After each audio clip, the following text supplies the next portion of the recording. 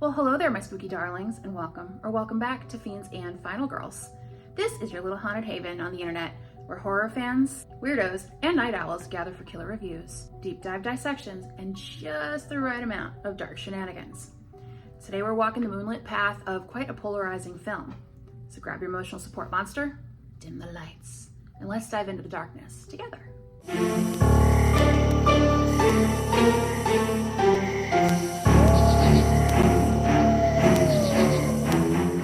So, critical and audience receptions of the 2010 Wolfman film were frankly mixed to fully negative. One common criticism floating around is that the characters are pretty flat and dull.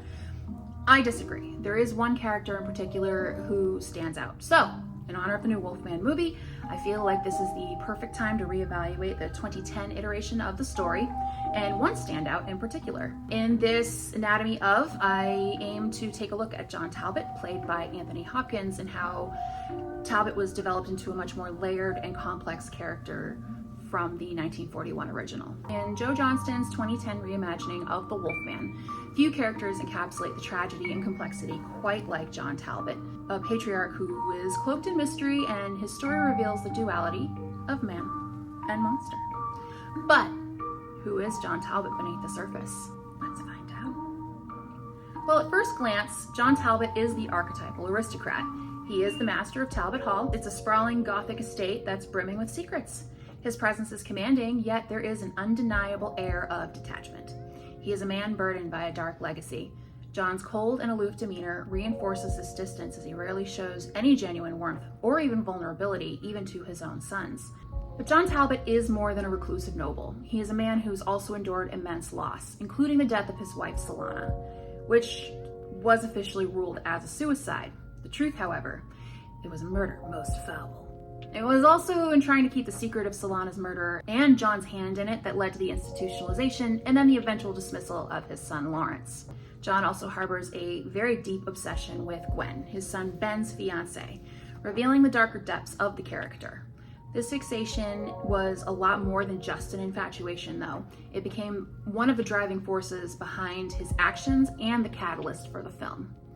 So when Ben tried to marry Gwen and take her away from Blackmore, John's possessive nature drove him to commit the unthinkable.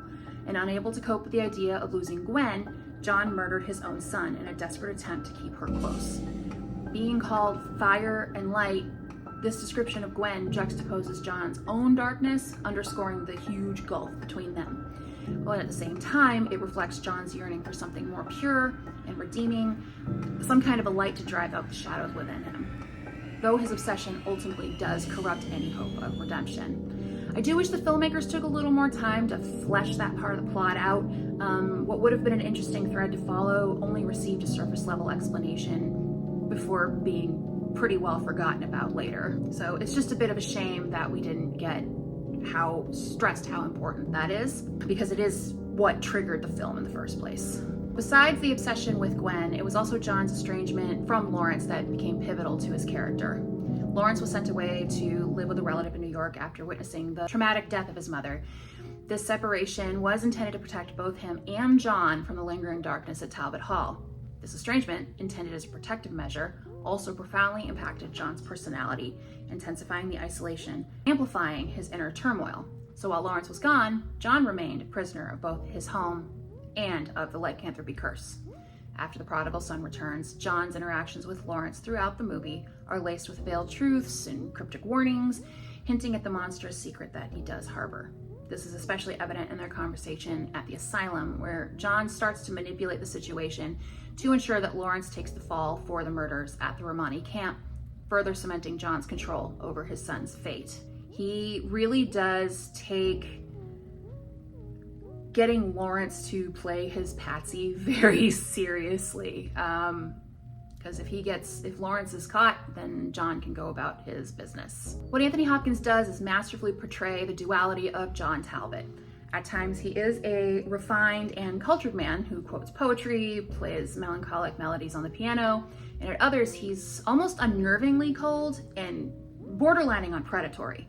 This dichotomy, it mirrors the very theme of the film, the battle between humanity and the beast itself. The beast It symbolizes humanity's primal instinct for violence, an instinct that's been restrained by society and social mores. The societal pressures serve as a relentless cage, suppressing the beast until the strain becomes unbearable, and inevitably it violently breaks free. There's only so much we can do to suppress what's inside of us before eventually instinct does take over. John's butler, Singh, also plays a subtle yet vital role in the story. As a precautionary measure, Singh keeps silver bullets on hand, a quiet acknowledgement of the dangerous reality of living under the same roof as John Talbot. Among other protection measures were John had a restraint chair that was hidden in a specifically fortified prison.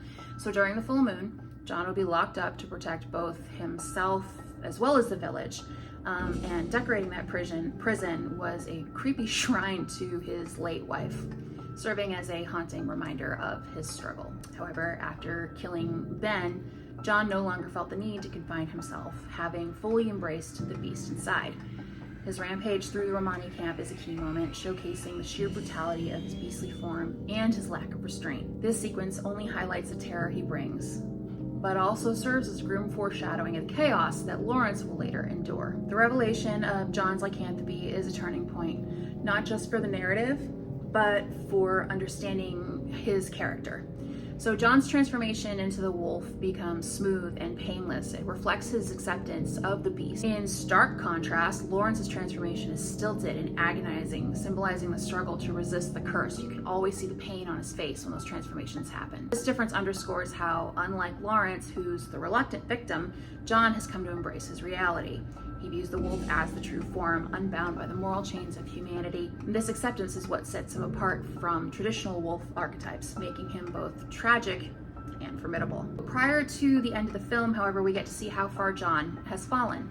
So despite their shared history spanning decades, John's easy willingness to kill Singh while still in his human form speaks volumes about the depths of his moral decay and detachment. Lawrence, at one point, discovers Singh's lifeless body before the climactic fight, adding yet another layer of tragedy and betrayal to the story, as earlier in the movie, Singh was helping Lawrence to navigate the werewolf curse. This chilling moment transitions directly into the climactic fight, with Lawrence underscoring the ever-present tension and lengths John has gone to embracing the beast within. The climax of the film is John's final confrontation with Lawrence. It's as much a battle of ideologies as it is a physical standoff fight.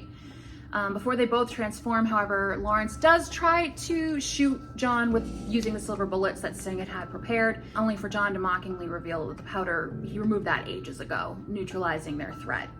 So this is a callback to Singh's precautions that underscores John's meticulous control and his belief in his own dominance. So for John, the wolf represents freedom, but for Lawrence, it's a prison. Their clash is a heartbreaking culmination of years of pain and misunderstanding and unresolved trauma.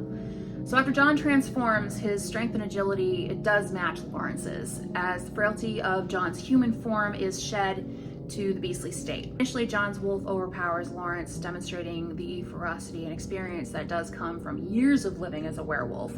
This equality in physical power underscores that his old age is merely a limitation of his human body. It highlights the raw, unrestrained force of the wolf within. This dominance also helps to highlight the contrast between John's acceptance of his beastly nature and Lawrence's internal struggle to resist it. However, Lawrence eventually does gain the upper hand, and it draws on his own strength and determination to confront his father. The full shift in power mirrors Lawrence's growing resolve to reject the monstrous legacy passed down to him. John's death by decapitation at the hands of his son is both brutal and symbolic. It's a definitive and poetic metaphor for the final severing of the Talbot legacy. This act not only liberates Lawrence from his father's shadow, but it also serves as the ultimate justice for John's sins, leaving a lasting impact on the film's themes of family and the cycle of generational trauma. Lawrence ultimately pays the price for his father's sins. John's actions and their consequences highlight how the burdens of the past can shape and haunt future generations, creating a struggle both deeply personal and tragically inevitable. In the end, John Talbot is a man defined by his choices. His decision to embrace the beast within ultimately led to his downfall, but it also cemented his legacy as one of the more complex and interesting characters in the Wolfman film. He's a cautionary tale of what happens when one surrenders entirely to their darker instincts. His story does tie into the broader themes of the film and the genre, exploring how unchecked desires and the embrace of primal instincts, they can lead to ruin. This does echo the timeless cautionary narrative found in Gothic horror, where the human condition and its struggles against inner darkness take center stage. So there you have it, fiends. John Talbot, a man, a monster, and one of modern Gothic horror's more fascinating figures. His story reminds us that the line between man and beast is razor thin, and sometimes crossing it is entirely too easy. What do you think about John's character? Drop your thoughts below and let's keep the conversation going. And if you enjoyed this dark little detour, why not subscribe for some more? Together we'll be diving into the shadows, one monster at a time. Until next time, my darlings, remember, the beast within is closer.